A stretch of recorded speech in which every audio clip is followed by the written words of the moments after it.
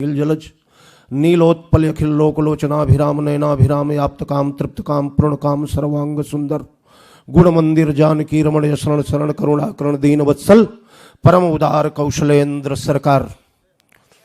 इस आयोजन के मेरुदंड यावत ब्रह्मांड में जहां जहां तुलसी की रामायण को जाना जाता है वहां वहां जिन्हें जाना जाता है, ऐसे विश्व वंद्य संत पूज्य श्री मोरारी बापू जी, आप ब्रह्मांड पुरुष हैं।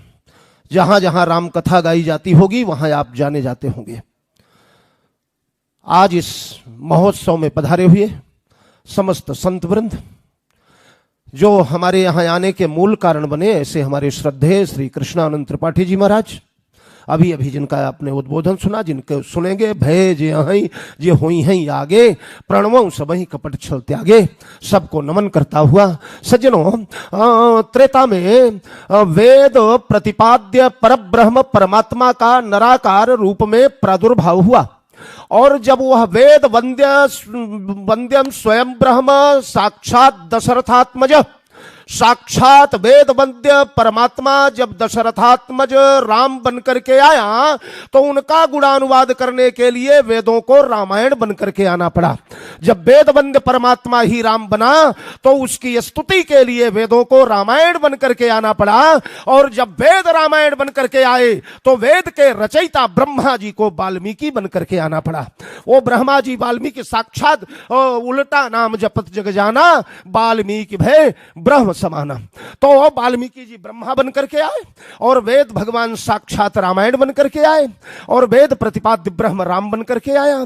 ये रामायण राम का ही स्वरूप है। मैं तो कभी कभी कहा करता हूं, और वही वाल्मीकि, शायद या वाल्मीकि अवतार में कुछ टीस रह गई होगी बाबा के मन में, तो उसे पूर्ण करने के लिए कलिकाल में तुलसीदास बनकर के आए, और जब वाल्मीकि तुलसीदास बनकर के आए तो वाल्मीकि रामायण ही रामचरितमानस बनकर के आया। और मुझे तो ऐसा लगता है कि इस रामायण के माध्यम से कलयुग के 16वीं शताब्दी में पुनः रामावतार हुआ।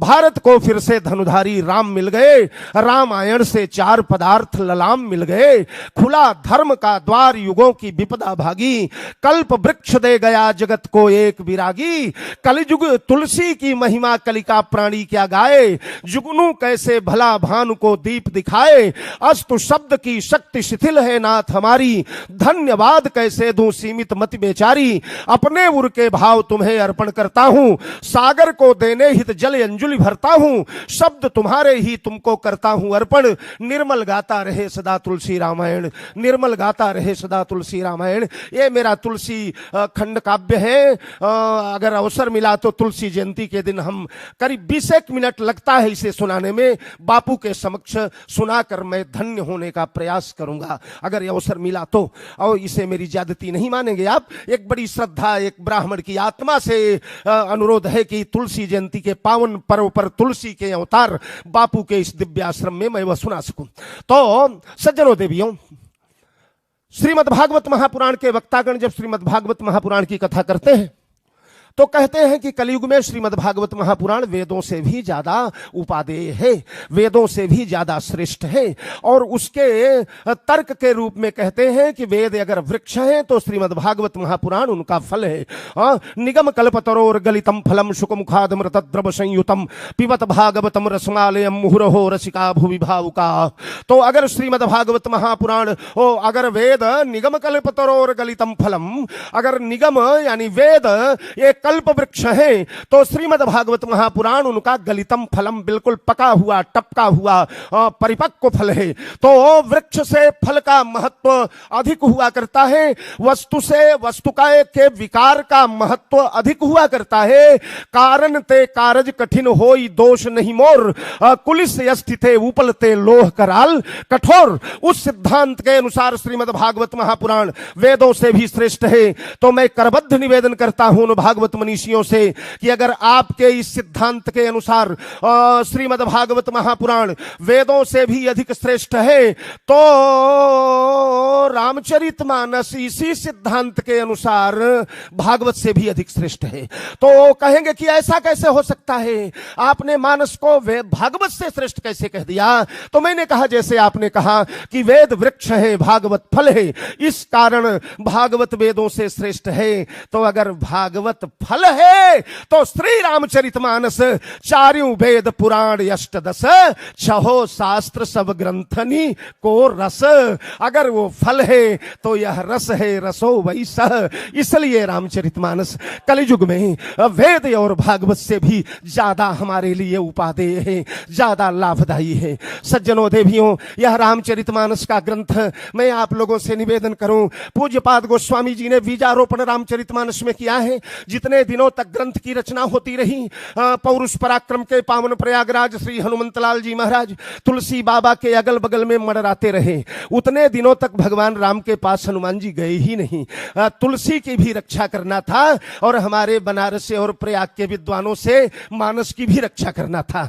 तत्कालीन परिस्थिति सभी लोग जानते हैं, क्षमा करेंगे, मैं भी वही का हूं। तो हनुमान जी महाराज मंडराते रह गए ग्रंथ और तुलसी के अगल बगल में। उतने दिनों के बाद जब लौट के गए, अच्छा एक बात बताइए, जिन महापुरुष की मालिश 10-50 साल हनुमान जी ने कर दिया हो, वो बिना हनुमान जी के उनको चैन आएगा क्या? राम जी को नींद ही नहीं आती। हनुमान जी गायब हैं तो पैर करते हैं, सोते ही नहीं ठाकुर जी। जब मानस की रचना के बाद लौट के गए श्रीमान, तो राम जी ने पूछा कि हनुमान तुम कहां चले गए थे इतने दिनों तक? हनुमान जी सजल नयन कहने लगे, सरकार कलयुग में एक भक्त आपका चरित्र लिख रहा है और उसका चरित्र इतना प्यारा लगा कि मैं बस वहीं, जैसे राम भ्रमर भूषिता, वैसे मैं भी भौरा बनकर के वहीं मंडराता रह गया। तो भगवान रामभद्र ने कहा, तुलसी तुम्हें मेरे चरणों की याद नहीं आई? मेरे चरणों के बिना तुम कैसे जिंदा रह गए?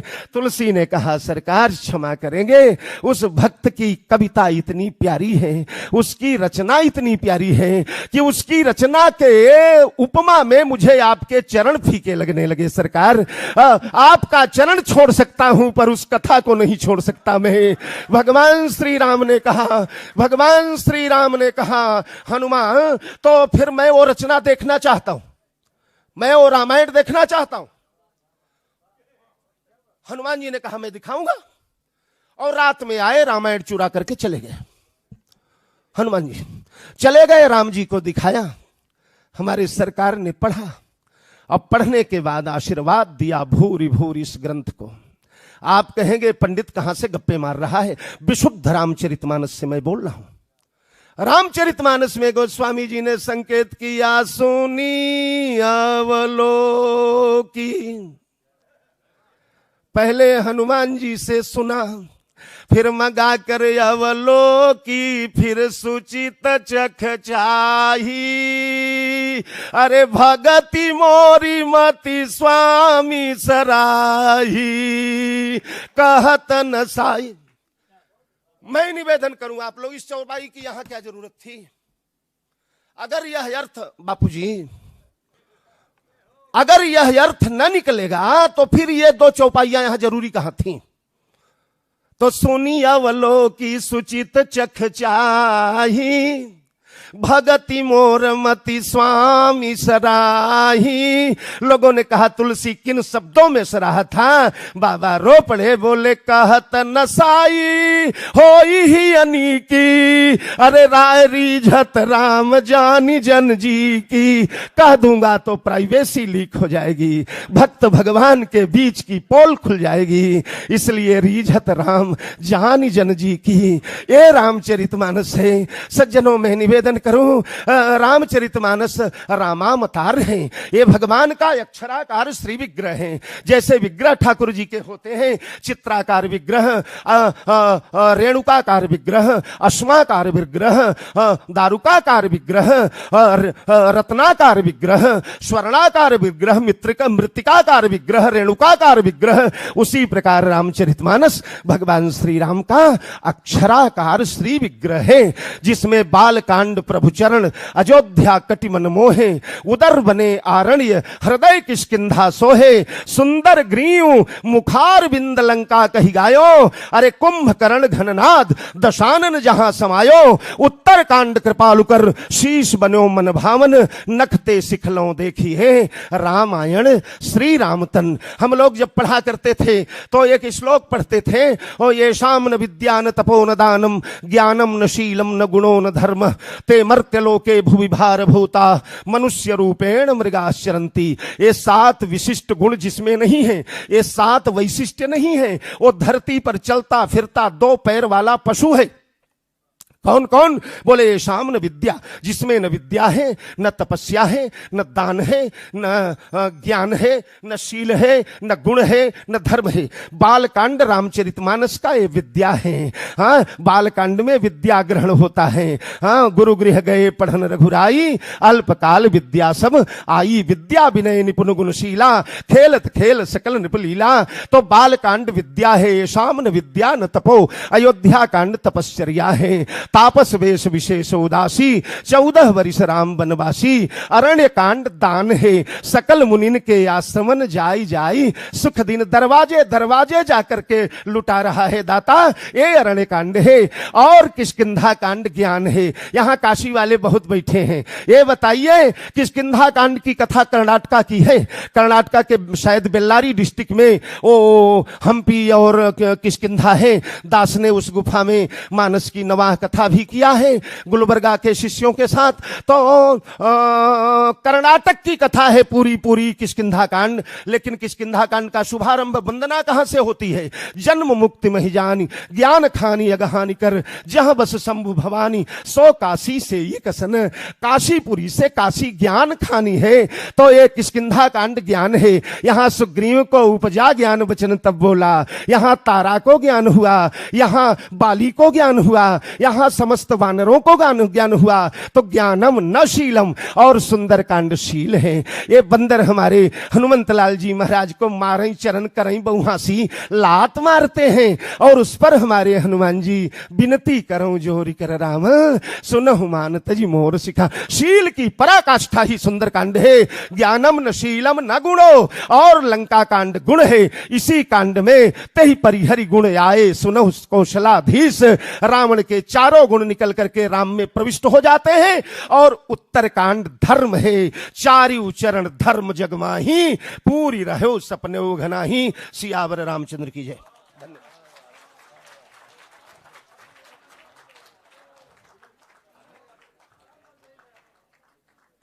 हमारे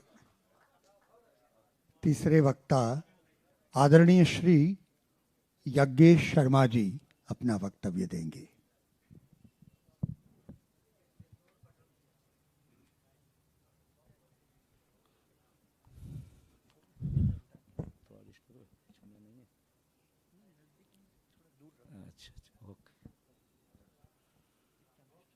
मंच पर विराजमान समस्त विद्वद वृंद, संत चरण, समस्त कथाकार बंधु, मातृशक्ति और परम प्रिय और पूज्य गुरुसम हमारे बापू। अयोध्या कांड में गोस्वामी जी कहते हैं बापू के हमारे 4 संबंध हैं। प्रभु, प्रिय, पूज्य पिता समयापू, कोल गुरु समहित मायन बापू। बापू पहले प्रभु हैं और फिर यू आर माई फ्रेंड, प्रिय हैं आप। इसलिए कि आप भी वक्ता है, हम भी वक्ता है, तुलसी दल छोटा बड़ा सब बराबर होता है। प्रभु, प्रिय, पूज्य, पूज्य तो आप ही हैं। सबसे बड़ी बात जो मैं कहना चाहता हूं, कोल गुरु समहित। कैसे हित होता? ऐसे परम प्रिय बापू।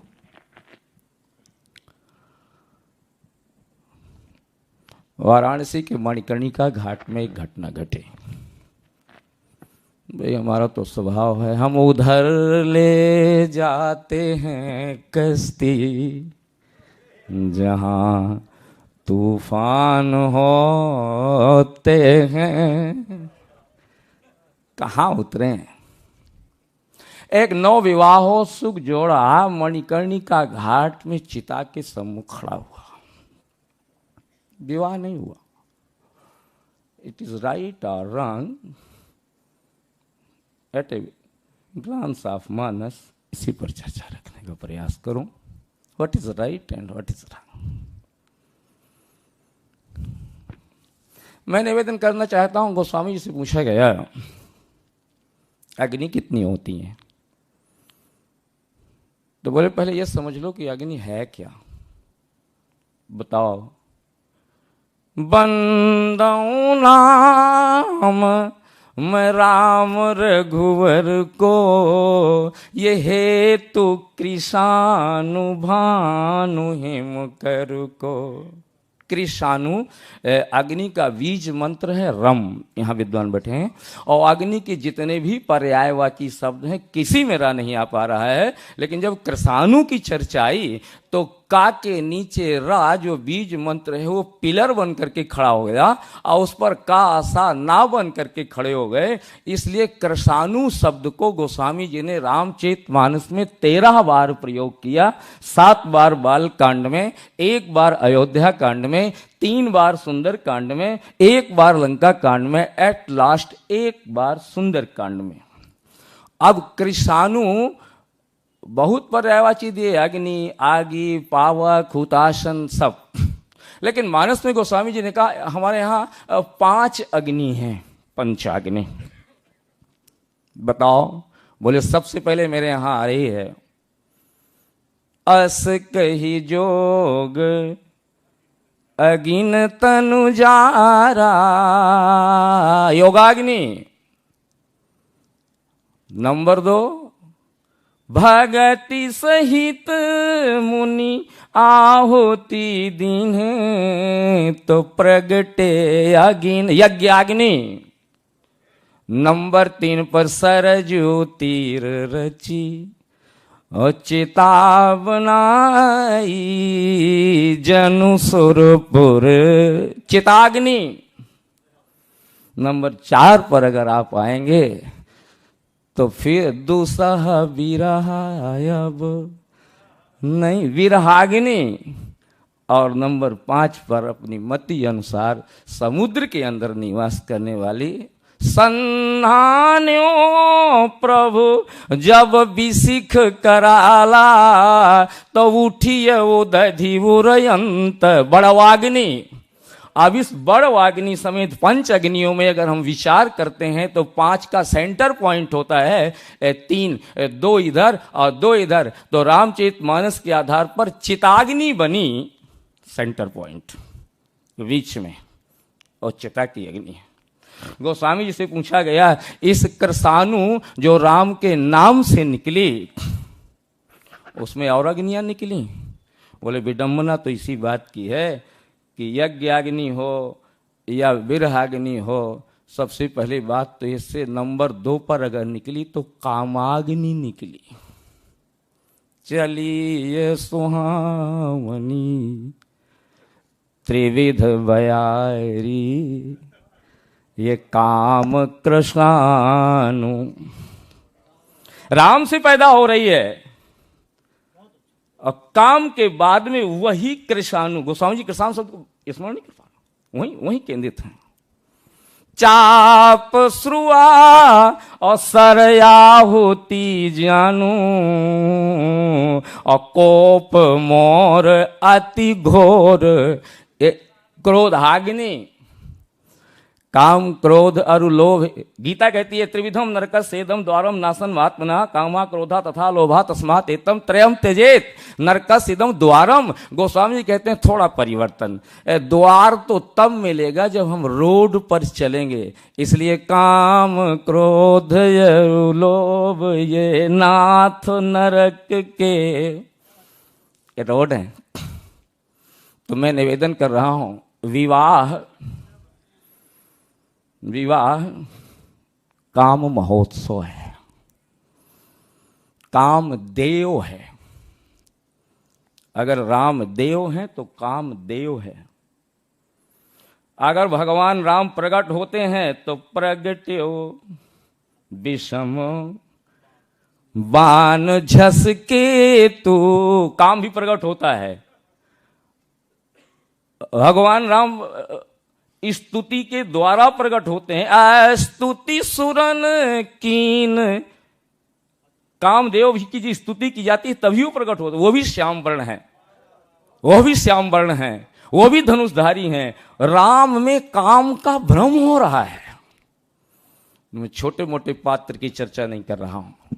चित्रकूट के प्रांगण में भरत जी महाराज पहुंचे, बोले राम सीता का दर्शन हो रहा है। भरत जी ने कहा हाँ। बोले कैसा लग रहा है? बोले क्या बताएं, मन की मन में है। निकले कहा भरत जी कुछ तो बताओ। बोले ऐसा लग रहा है जनु मुनि वेश अकीन रति काम। राम में काम का भ्रम हो रहा है। बहुत बड़े वक्ताओं के द्वारा मैं एक ग्रंथ से एक चीज सुनी, जहां राम तहां काम नहीं, जहां काम नहीं राम। लेकिन आती निवेदन विनम्रता के साथ करना चाहता हूं। यहाँ भारत के विद्वान जुटे हैं, तुलसीदास जी के 14 ग्रंथों में ये दोहा कहीं नहीं है। कहां से आया, कैसे लिखा गया मैं नहीं जानता। 12 ग्रंथों में जहां राम तहां काम शब्द नहीं है। तो फिर काम का राम से संबंध क्या हुआ? हमें चर्चा कर रहे थे श्रीमद् भागवत।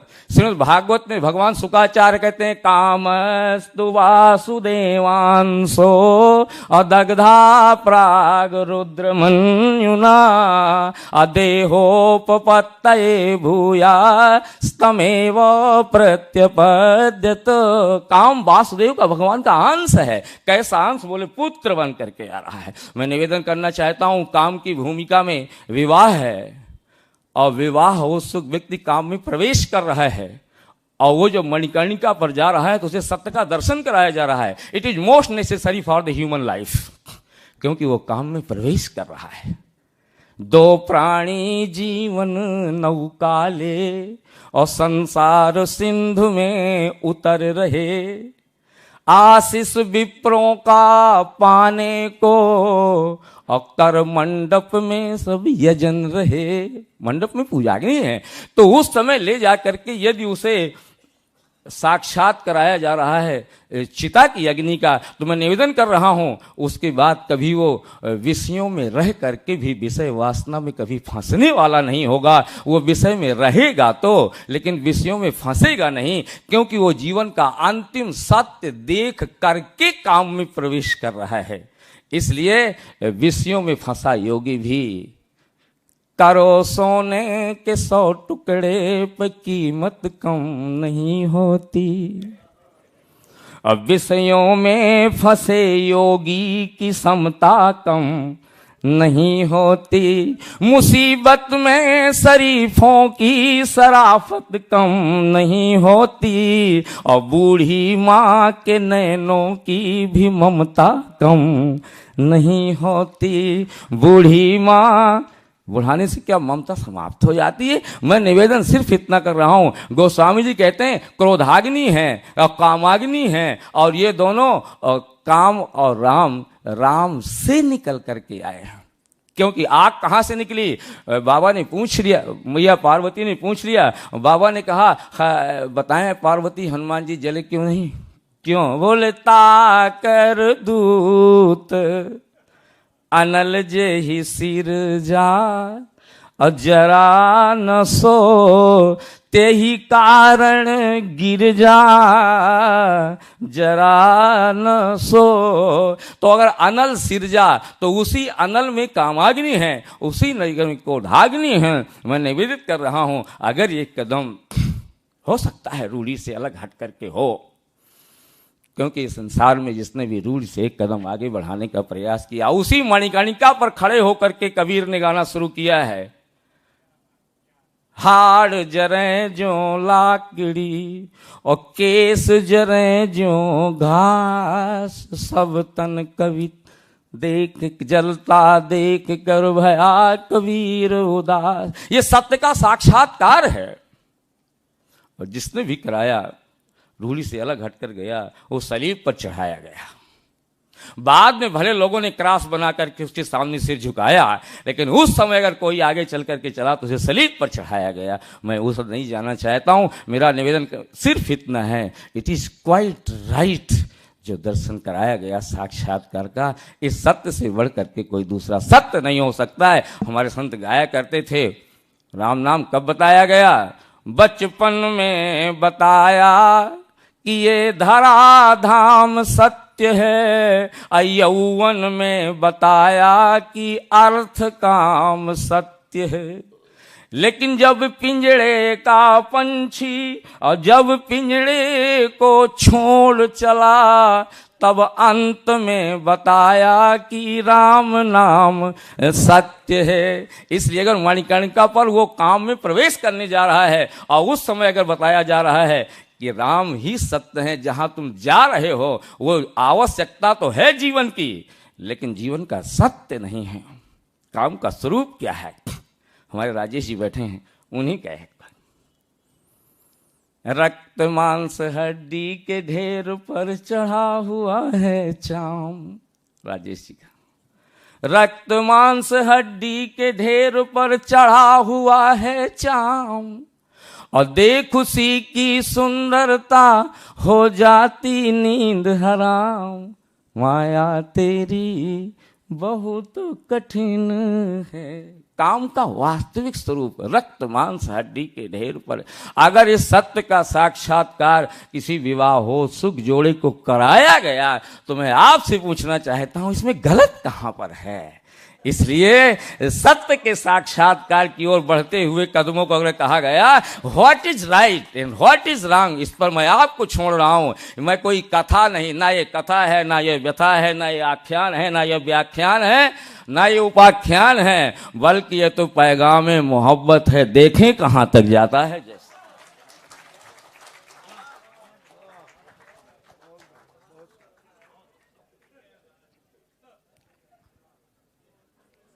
मैं निमंत्रित करता हूं पूज्य बालक दास जी महाराज जी को।